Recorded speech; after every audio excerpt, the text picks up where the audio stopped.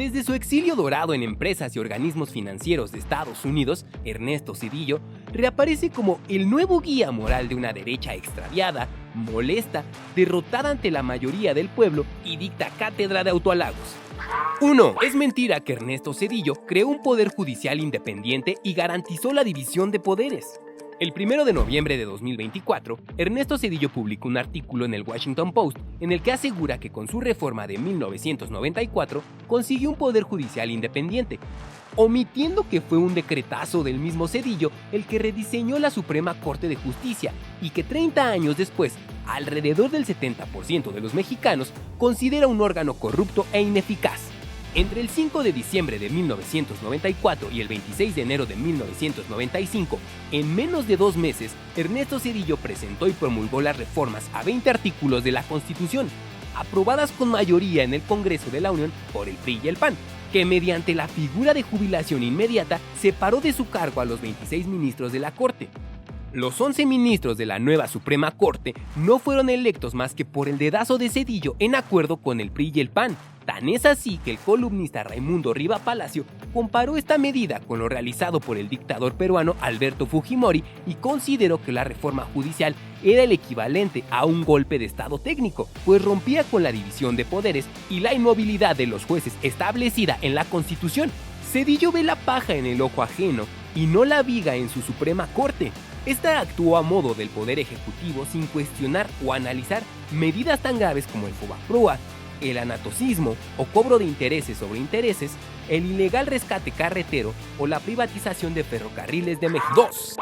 Hoy Ernesto Zedillo se presenta como el salvador de la economía mexicana luego de la crisis de 1995, pero esto es mentira. Zedillo, el PRI y el PAN endeudaron a todos los mexicanos convirtiendo las deudas privadas en deudas públicas.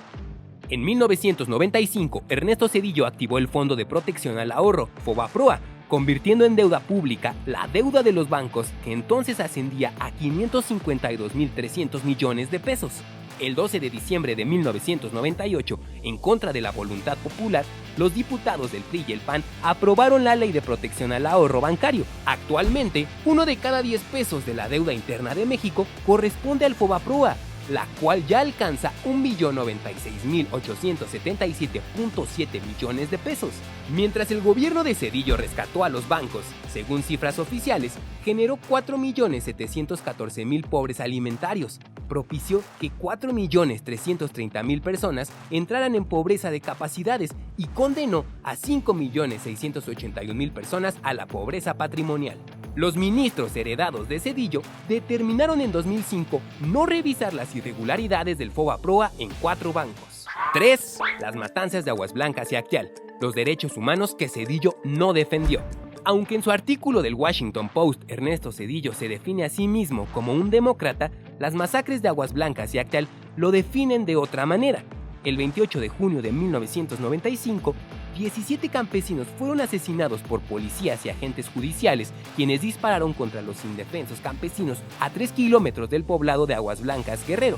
El 22 de diciembre de 1997, un grupo de 60 paramilitares disparó con armas exclusivas del ejército contra un grupo de indígenas tzotziles mientras se encontraban orando dentro de una ermita, con un saldo de 45 personas muertas.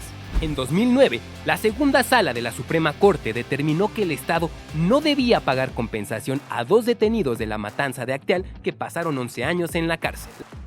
4. Las privatizaciones de Zedillo, el despojo a todas y todos los mexicanos.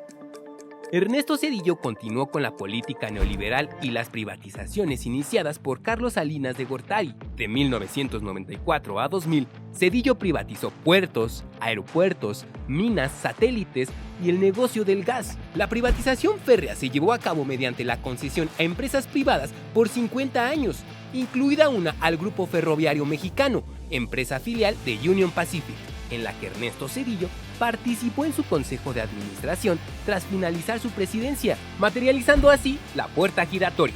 Durante su gobierno, Zedillo benefició a una empresa ferrocarrilera privada y luego esta lo benefició a él. La Suprema Corte de Justicia de la Nación, creada por Ernesto Zedillo en 1995, nunca se opuso a las privatizaciones del gobierno zedillista, a pesar de que el pueblo de México sí lo hizo.